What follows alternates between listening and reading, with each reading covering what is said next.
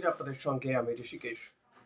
যদিও নির্বাচন এখনো পর্যন্ত ঘোষণা হয়নি, এ রাজ্যে বিধানসভা নির্বাচনের নির্ঘণ্ট ঘোষণা হয়নি, কিন্তু নির্বাচনী তাপ-উত্তাপ বা দামামা কিন্তু বেজে গিয়েছে যবে থেকে নির্বাচন কমিশন এসআইআর এর দিনক্ষণ ঘোষণা করে দেয়।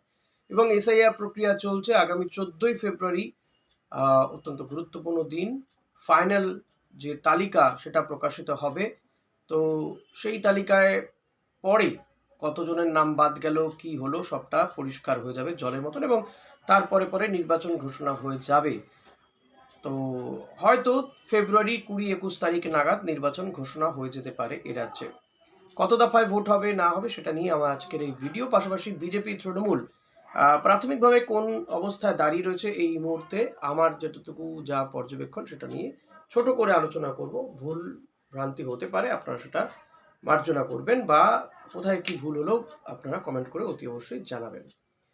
তো প্রথমে যদি আসি নির্বাচনী নির্ঘণ্ট নিয়ে, আমি যেমনটা বলছিলাম যে 20-21 তারিখ নাগাদ হয়তো এবারের বিধানসভা নির্বাচনের নির্ঘণ্ট প্রকাশ করে দেবে জাতীয় নির্বাচন কমিশন। এবার কেন্দ্রীয় বাহিনী কতটা পাওয়া যাবে সেটা তারা দেখবে, এবং সেই অনুযায়ী দফা ঠিক হতে পারে। শোনা যাচ্ছে সূত্র মারফত যে এবারের নির্বাচন কিন্তু আগের মতন 7-8 দফায় আর হবে না। এবার দফাটা অনেকটা কমে আসতে পারে। আর সেটা সূত্র কি? সূত্র হচ্ছে বিজেপি। কেন বলছি? কারণ ভারতীয় জনতা পার্টির কেন্দ্রীয় নেতৃত্ব, তারা বিজেপির যে রাজ্য নেতারা রয়েছেন তাদেরকে বলে দিয়েছেন যে এই ব্যাপারে প্রস্তুতি নিতে ইতিমধ্যেই। অর্থাৎ দফা এবার আর রফা হবে না, এবার দফা কমিয়ে নিয়ে আসা হচ্ছে। 2-3 দফাতেই কিন্তু এবছর নির্বাচন মিটে যেতে পারে। এমনটা হতে পারে যে দক্ষিণবঙ্গে একদিন, উত্তরবঙ্গে একদিন, আর দক্ষিণবঙ্গ উত্তরবঙ্গ মিলিয়ে মিশিয়ে যে বিশেষ কয়েকটি আসন রয়েছে সেই সমস্ত সেন্সিটিভ আসনগুলোতে একদিন, এভাবে হতে পারে। অর্থাৎ যতটা সম্ভব যে দফা কমিয়ে দেওয়ার চেষ্টা করছে নির্বাচন কমিশন, বরং বুথের সংখ্যা বাড়ানো হতে পারে এবারের এই 2026-এর বিধানসভা নির্বাচনে। সেই অনুযায়ী ভারতীয় জনতা পার্টিকে প্রস্তুতির নির্দেশ দিয়েছে বিজেপির কেন্দ্রীয় নেতৃত্ব, এবং সেই মতো যেটা দেখা যাচ্ছে যে বিজেপির নেতারা তারা ঝাঁপিয়ে পড়া প্রস্তুতি নিচ্ছে। ইতিমধ্যে অমিত শাহ এসছেন, বিজেপির রাজ্য কমিটি ঘোষণা হয়ে গিয়েছে। অমিত শাহ, জেপি নাড্ডারা প্রায়ই আসছেন, প্রধানমন্ত্রী আবার আসবেন কয়েকদিন পরে। তো এই আসা যাওয়া তাদের ডেলি প্যাসেঞ্জারই চলছে। ইন বিটুইন বিজেপির এই যে রাজ্য কমিটি গঠন হয়েছে, যে রাজ্য কমিটিতে প্রচুর নতুন মুখ পুরনো মুখ রয়েছে, কিন্তু তবুও অনেক মুখই বাদ পড়ে গিয়েছে যারা হয়তো সহসভাপতি হওয়ার মতন যোগ্য ছিলেন, বা যারা মনে করেছিলেন যে কমিটিতে থাকতে পারেন, যারা অনেক বেশি ফোকাসড এই মুহূর্তে দাঁড়িয়ে মানে রাজ্য রাজনীতিতে বিজেপির হয়ে যারা গলাটা ফাটান মূলত, বিশেষ করে সজল ঘোষ কিংবা শঙ্কুদেব পান্ডা, কিংবা যদি দেখা যায় রিতেশ তিওয়ারি, যদিও রিতেশ তিওয়ারি বেশ কিছুদিন তিনি ব্যাকফুটে ছিলেন, এছাড়া আরও বেশ কিছু নেতা যারা রয়েছেন, বিশেষ করে সজল ঘোষ আর শঙ্কুদেব পণ্ডার নামই উঠে আসছে এক্ষেত্রে, যে কেন এদেরকে কমিটিতে রাখা হলো না। আবার দক্ষিণ 24 পরগনার যিনি অভিজিৎ দাস বা ববি রয়েছেন, যিনি অভিষেক বন্দ্যোপাধ্যায়ের বিরুদ্ধে লড়াই করেছিলেন যখন কেউ লড়াই করতে চাইছিল না, তিনি লড়াই করেছিলেন এবং হেরে গিয়েছিলেন, কিন্তু তিনি মনে করছেন যে, এবং তিনি সোচ্চারও হয়েছিলেন যে দক্ষিণ 24 পরগনা থেকে কেন একজনও কাউকে এই পার্টি কমিটিতে বা যে কমিটি গঠন করা হয়েছে রাজ্য কমিটি, তাতে নেওয়া হলো না। অর্থাৎ বিজেপির প্রস্তুতির কথা তো বলছেন কেন্দ্রীয় নেতৃত্ব, কিন্তু রাজ্য বিজেপির নেতারা তারা এখনো এই গোষ্ঠী কোন্দল মিটিয়ে উঠতে পারেননি, সবটা মিটিয়ে উঠতে পারেননি, কিছুটা চেষ্টা নিঃসন্দেহে করছেন। যেমন দিলীপ ঘোষকে আবারও স্বাভাবিক ছন্দে ফেরানোর চেষ্টা হয়েছে। অমিত শাহ তিনি আসার পরে তিনি মিটিংয়ে ডেকেও নেন, বিশেষ কিছু হয়তো দায়িত্ব দিয়েছেন, তবে মুখটা বন্ধ করতে বলেছেন। শ্রমিক ভট্টাচার্য দিলীপ ঘোষের উপরে ভরসা রাখছেন। শুভেন্দু অধিকারী তিনি তার মতন করে জেলায় জেলায় ঘুরছেন, মিটিং করছেন, মিছিল করছেন। পাশাপাশি আরেকদিকে সুকান্ত মজুমদার এবং শ্রমিক ভট্টাচার্য। তো এই চারটে মুখ তো তৈরি হয়েছে, সবাইকে একসঙ্গে কাজ করতে বলেওছেন জেপি নাড্ডা তিনিও, কিন্তু তা সত্ত্বেও বিজেপির কিছু কিছু জায়গাতে এখনো কোন্দল রয়ে গিয়েছে, যেটা এখনো পর্যন্ত মেটেনি। এর পাশাপাশি যদি বলতে হয় যে তৃণমূলের কথা, তৃণমূল কিন্তু প্রস্তুতি তো বটেই, তারা একেবারে রমরম করে প্রস্তুতি নিয়ে চলেছে। ডিজিটাল যোদ্ধাদের নিয়ে সমাবেশ করলেন অভিষেক বন্দ্যোপাধ্যায় প্রত্যেক দিনই কার্যত জেলায় জেলায় যাচ্ছেন, সেখানকার সমস্যা বোঝার চেষ্টা করছেন, এবং এই পরিযায়ী শ্রমিকরা যারা ধরুন ভিন রাজ্যে অত্যাচারিত হয়ে এসছেন তাদেরকে মঞ্চে তুলছেন।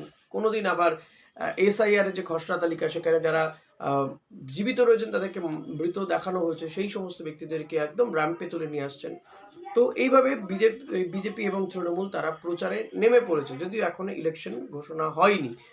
অপরদিকে দলবদলও চলছে সমান তালে, উত্তরবঙ্গে দক্ষিণবঙ্গে টুকটুক করে দলবদল চলছে। তবে এবার অন্যান্য বারের থেকে একটু অন্যরকম নজর কাটছে, সেটা হচ্ছে কংগ্রেসে যাওয়ার একটা প্রবণতা দেখা যাচ্ছে। এই যেমন মৌসুম বেনেজুন্নু, তিনি কংগ্রেসে চলে গেলেন, তৃণমূলের সাংসদ ছিলেন রাজ্যসভার। আলিপুরদুয়ারে গতকাল প্রায় 50টা পরিবার তারা কংগ্রেসে যোগদান করেছেন। পাল্টা তৃণমূল কংগ্রেসে বিজেপি থেকে 10টা পরিবার যোগদান করেছে। আবার তৃণমূল থেকে বিজেপিতে বা তৃণমূল কংগ্রেস থেকে বিজেপিতে যোগদান করেছেন বেশ কিছু চা শ্রমিক সংগঠনের কর্মী সমর্থকরা। তো এই দলবদল চলছে, দলবদলটা শুরু হয়ে গেছে, যেটা ভোট এলেই দেখা যায়। তো আমার মনে হয় যত ওই নির্বাচন এগিয়ে আসবে ততই কিন্তু এই ধরনের দলবদল চলতে থাকবে, আরো বরং বাড়তে থাকবে।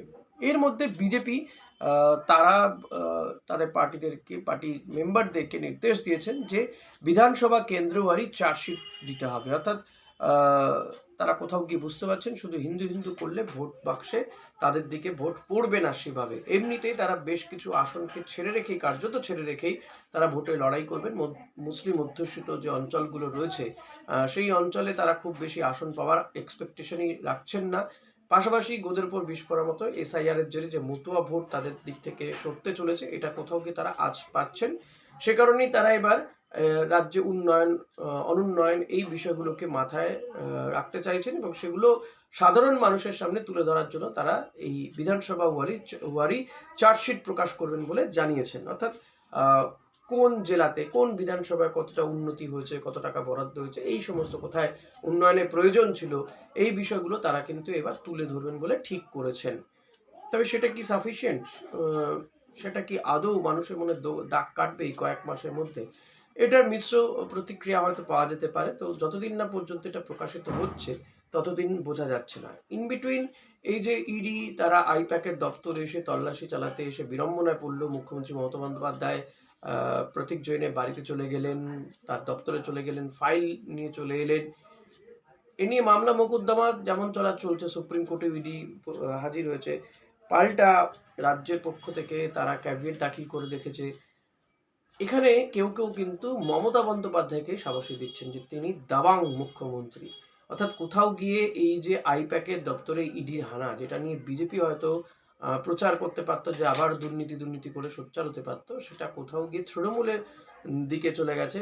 মানে এখন এটা বিজেপির বিরুদ্ধে চলে যাচ্ছে এবং ইডির বিরুদ্ধে যে মানুষ রুখে দাঁড়াচ্ছে, এটা কোথাও বেশি করে জোরালো হয়ে উঠছে বা সেটাই কোথাও গিয়ে প্রাধান্য পাচ্ছে। মমতা বন্দ্যোপাধ্যায় প্রশংসা পঞ্চমুখ হচ্ছেন, মেহবুবা মুফতি থেকে শুরু করে অখিলেশ যাদবরা।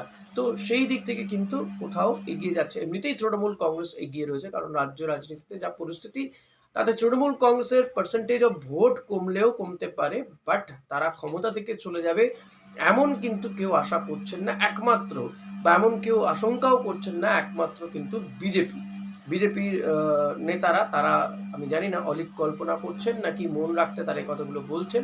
অন্তত যা দেখা যাচ্ছে তাতে কিন্তু তেমন কোনো আশা দেখা যাচ্ছে না যে এখানে বিজেপি ক্ষমতায় চলে আসবে। এখন যদি অন্য কোনোভাবে হয় তো সেটা দেখা যাবে।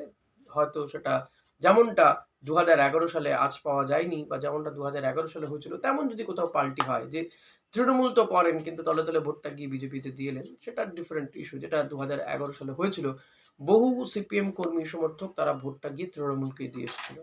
তো এমন পরিস্থিতি এ রাজ্যে এখন এসছে কিনা সেটা বলা সম্ভব নয়, বা হবে বলেও মনে হয় না। তবু মানে বলা তো যায় না, রাজনীতিতে সবটাই সম্ভব, সবটাই পসিবল, সবটাই impossible. So we have to wait and see যে কি পট পরিবর্তন হয়।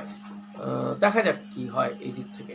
তবে এরই মধ্যে একটা মানে রাজ্যের মহিলাদের জন্য তৃণমূল কংগ্রেস সুখবর দেবে হয়তো আর কয়েকদিন পরে, বাজেটেই হয়তো অ্যালটমেন্ট হবে, যে তারা লক্ষ্মীর ভাণ্ডারে টাকা যে দেওয়া হয় মহিলাদেরকে মাস গেলে, সংখ্যালঘু মহিলাদের জন্য 1200 টাকা এবং সংখ্যালঘু ছাড়া বাকিদের জন্য 1000 টাকা তো এবার এই অঙ্কটা বাড়তে চলেছে, খুব সম্ভবত হয়তো ১,৫০০ টাকা এবং ১,২০০ টাকা হতে পারে।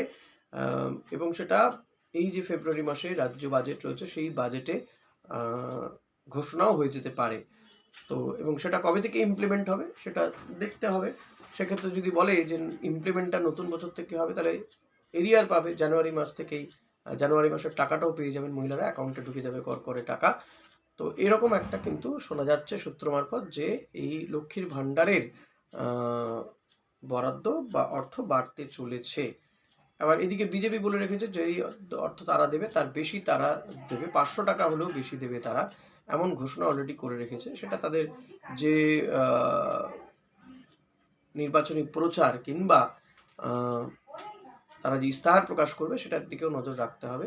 কারণ বিজেপির বিরুদ্ধে অন্যান্য রাজ্যে কিন্তু অভিযোগ আছে যে বিজেপি প্রতিশ্রুতি দেয় কিন্তু এই ধরনের প্রতিশ্রুতি পূরণ হয় না, ওই ১৫ লক্ষ টাকা অ্যাকাউন্টের মতন ব্যাপারটা হয়ে দাঁড়ায়। তো শেষমেশ দেখা যাক, উত্তাপ আরও বাড়বে, যত উত্তাপ বাড়বে ভিডিও আসতে থাকবে, আপনাদের সহযোগিতা একান্ত কাম্য। ভিডিওটা ভালো লাগলে, ভালো না লাগলেও আপনারা জানান, দেখুন, শেয়ার করুন, লাইক করবেন প্লিজ, সাবস্ক্রাইব করে নেবেন যদি আপনি চ্যানেলে নতুন হন। Thank you.